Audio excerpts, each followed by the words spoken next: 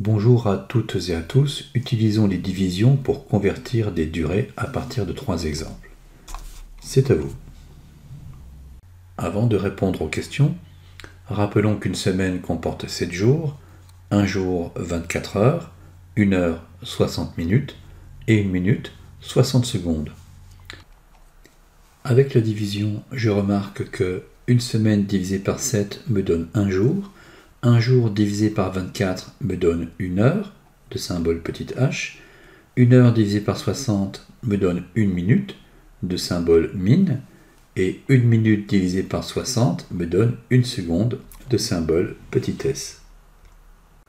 Pour convertir 317 secondes en minutes et en secondes, je peux décomposer 317 par addition successive. 317 secondes, j'ai 60 secondes plus encore 60, soit une deuxième minute 120, plus 60 180, plus 60 240, plus 60 300, et il me reste 17 secondes.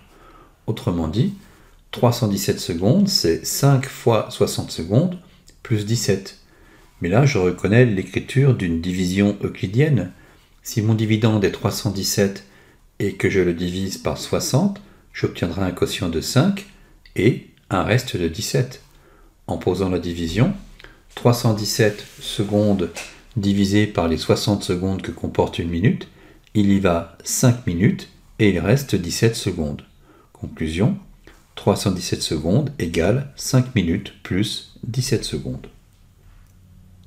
Pour convertir 8017 secondes en heures, en minutes et en secondes, je vais d'abord convertir ces secondes en minutes.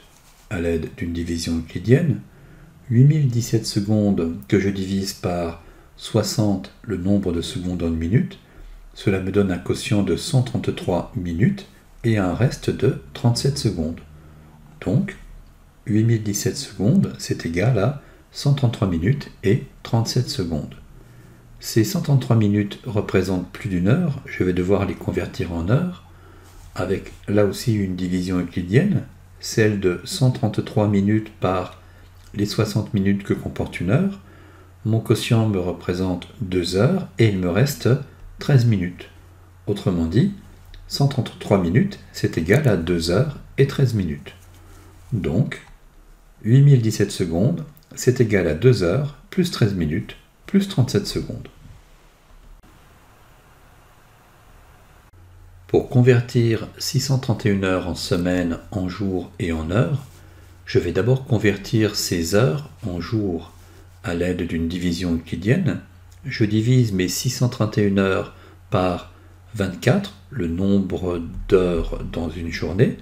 J'obtiens un quotient de 26 jours et il me reste 7 heures. Autrement dit, 631 heures, c'est égal à 26 jours plus 7 heures. Ces 26 jours représentent plus d'une semaine, je vais donc devoir les convertir en semaines à l'aide d'une seconde division euclidienne.